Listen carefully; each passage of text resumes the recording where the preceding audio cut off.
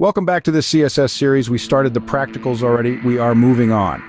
Like I earlier explained on CSS borders, I have shown the 8 kinds, but I need to add these 4: the top, right, bottom, and left.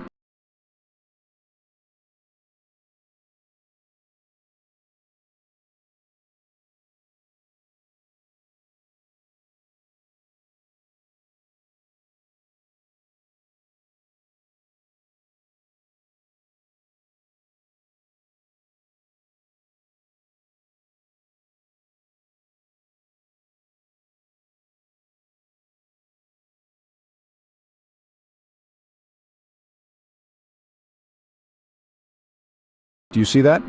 The higher your pixels, the thicker they become. As for backgrounds, do your color findings well and color codes as well.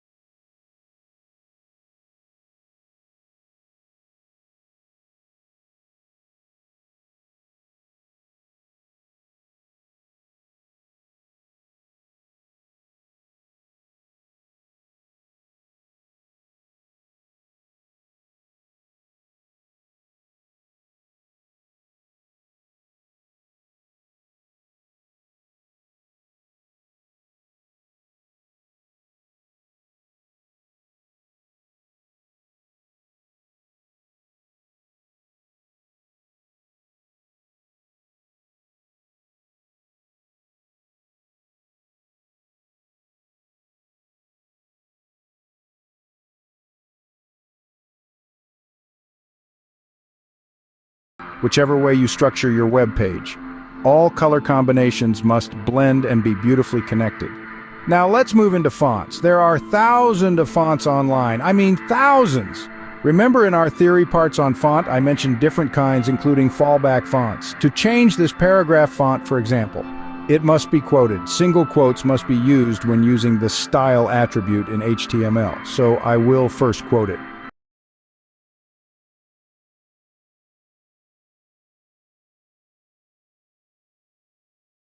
And then add the CSS. Start with the font you want and always end with a generic family to let the browser pick a similar font in the generic family. Then separate each value with a comma.